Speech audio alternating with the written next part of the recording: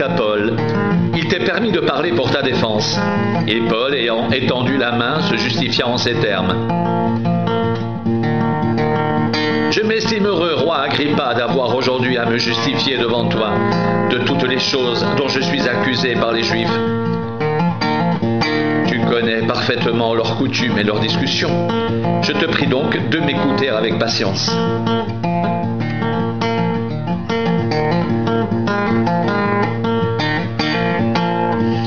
Ma vie, dès les premiers temps de ma jeunesse, est connue de tous les Juifs, puisqu'elle s'est passée à Jérusalem au milieu de ma nation.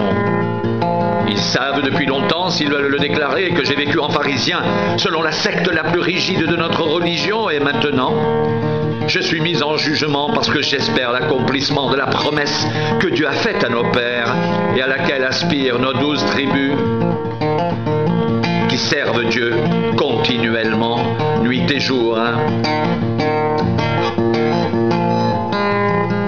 C'est pour cette espérance, ô roi, que je suis accusé par des Juifs.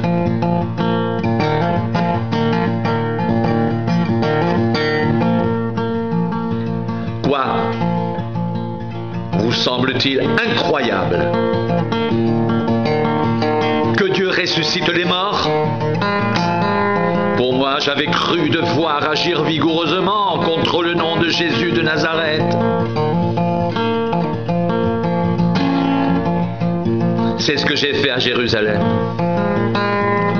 J'ai jeté en prison plusieurs des saints, ayant reçu ce pouvoir des principaux sacrificateurs. Et quand on les mettait à mort, je joignais mon suffrage à celui des autres.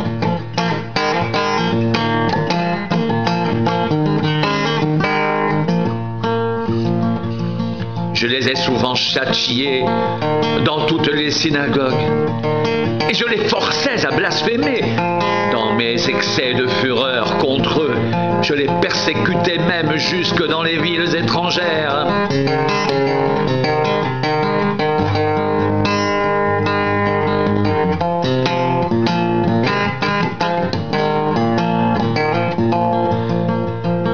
C'est dans ce but que je me rendis à Damas avec l'autorisation et la permission des principaux sacrificateurs.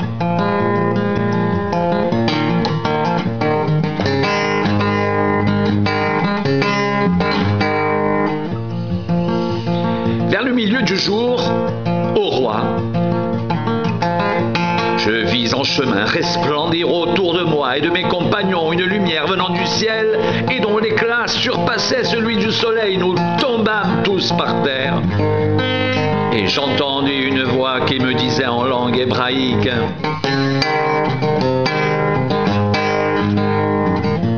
Saul, Saul, pourquoi me persécutes-tu?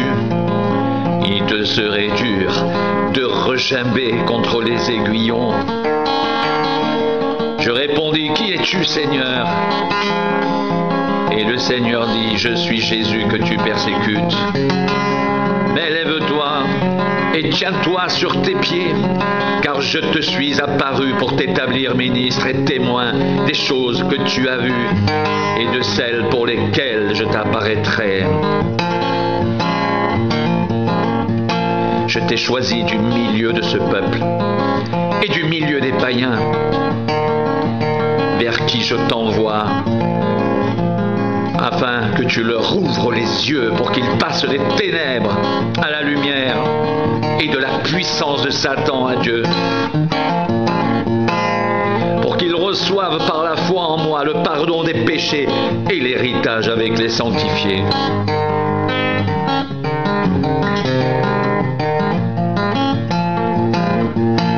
En conséquence, roi Agrippa, je n'ai point résisté à la vision céleste, à ceux de Damas d'abord, puis à Jérusalem, dans toute la Judée, chez les païens, j'ai prêché la repentance et la conversion à Dieu, avec la pratique d'œuvres dignes de la repentance. Voilà pourquoi les Juifs se sont saisis de moi dans le temple et ont tâché de me faire périr.